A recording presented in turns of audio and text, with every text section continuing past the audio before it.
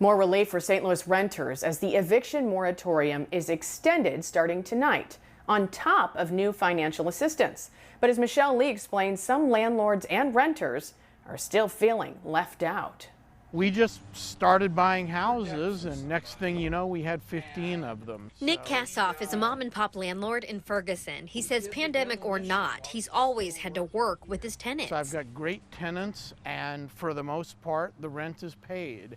And being in a working class community, you've always got people who are having a hard time. But even in harder times, he's not for another eviction moratorium. To me is a catastrophe. The government doesn't want people thrown out in the street in the middle of a pandemic. I get that. So what the government needs to do is they need to come up with rental assistance programs so that people are able to pay their rent. The latest extension lasts until the end of the month, though renters can still get evicted under a few exceptions like criminal activity. But for most people like Victoria, it's a safety net. Do you think that the eviction moratorium is helpful to anyone? I actually do. You know, when it comes time, it's like a cliff to fall off of. Victoria says when she needed help earlier this year, she actually turned to Nick, her landlord, for some grace.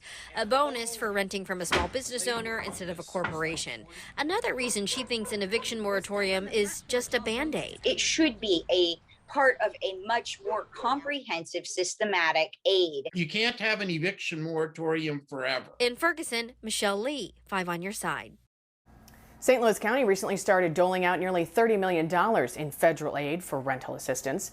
Landlords have said from the start that would have been the best solution.